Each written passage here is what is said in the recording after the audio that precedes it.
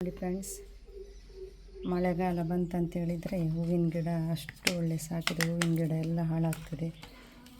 ನೋಡಿ, ಹೂವಿಗೆ ಬೇಗ ಹೂವಿನ ಗಿಡಕ್ಕೆ ನೀರು ಬಿದ್ದ ತಕ್ಷಣ, ಮಳೆಯದ್ದು ನೀರು ಬಿದ್ದ ತಕ್ಷಣವೇ ಹೂವು ಹಾಳಾಗಲಿಕ್ಕೆ ಸ್ಟಾರ್ಟ್ ಆಗ್ತದೆ. ಮೊಗ್ಗು ಒಂಥರ ಕೊಳೆತ ಥರ ಆಗುತ್ತೆ, ಮತ್ತು ಹುಳ ಹಿಡಿಯುತ್ತೆ ಜಾಸ್ತಿಯಾಗಿ, ಮತ್ತು ಚಿಗುರಲ್ಲ. ಅದಕ್ಕಾಗಿ ಏನು ಮಾಡಬೇಕಂತೇಳಿದರೆ, ಪೆಗಸಸ್ ಇದ್ದರೆ, ನೀವು ತಂದದ್ದಿದ್ದರೆ ಅದು ಹಾಕ್ಬೋದು. ಅದು ಯಾವ ಥರ ಅಂತೇಳಿದರೆ, ಅರ್ಧ ಹಾಕ್ಬೋದು. ನೀವು 15 ಲೀಟರಿಗೆ ಅರ್ಧ ಪ್ಯಾಕೆಟ್ ಕಟ್ ಮಾಡಿ ಹಾಕ್ಬೋದು. ನಾನು ಅದೇ ಥರ ಹಾಕಿದ್ದು. ನನ್ನದೊಂದು 35 ಗಿಡ ಇದೆ, ನಾನು ಅದೇ ಥರ ಹಾಕಿದ್ದು.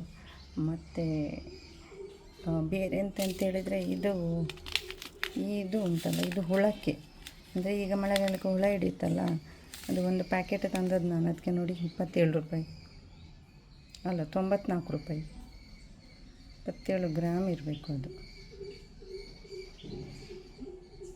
Weight 3.48 gram. ಅದು 27 ಏನು ಹಾಕಿದ್ದಲ್ಲ, ರಿಟೇಲ್ ಪ್ರೈಸ್ ಅಂತ ಹಾಕಿದ್ದಾರೆ ಅದಕ್ಕೆ. ಆದರೆ ಮ್ಯಾಕ್ಸಿಮಮ್ ಪ್ರೈಸ್ ಅವರು 94 ತಗೊಳ್ತಾರೆ. ಓಕೆ. ಮತ್ತು ಇದೇನಂತೇಳಿದರೆ, ಸಾರ ಏನಂತೇಳಿದರೆ ಗಮ್ಮು. ಈಗ ಮಳೆಗಾಲಕ್ಕೆ ನಾವು ಯೂಸ್ ಮಾಡಿದ ತಕ್ಷಣ ಏನಾಗ್ತದೆ ಅಂತೇಳಿದರೆ, ಮಳೆ ಬಂದರೆ ಅದು ಎಲ್ಲ ನಾವು ಸ್ಪ್ರೇ ಮಾಡಿದ್ದೆಲ್ಲ ಹೋಗ್ತದೆ. ಅದಕ್ಕಾಗಿ ಈ ಗಮ್ಮು ಇದಕ್ಕೆ 10 ರುಪೀಸ್. ಮತ್ತು ಅದಕ್ಕೆ ನೋಡಿ, ಹೀಗೆ ಮಲ್ಟಿಪ್ಲೆಕ್ಸ್ ತುಂಬ ಒಳ್ಳೆಯದು. ನನಗೆ ರಿಸಲ್ಟ್ ಬಂತು ಇದರಲ್ಲಿ. ಇದು ತುಂಬ ಚೆನ್ನಾಗಿ ಯೂಸ್ ಮಾಡ್ಬೋದು. ಮಲ್ಟಿಪ್ಲೆಕ್ಸನ್ನು ನಾವು ಯೂಸ್ ಮಾಡ್ಬೋದು. 1 ಲೀಟರಿಗೆ 2 ml ಅಂತೇಳಿ ಥರ ಹಾಕ್ಬೋದು. ಮತ್ತು ಇದು ಒಂದು ಕೊಟ್ಟಿದ್ದಾರೆ ಅವರು, ಬಯೋ.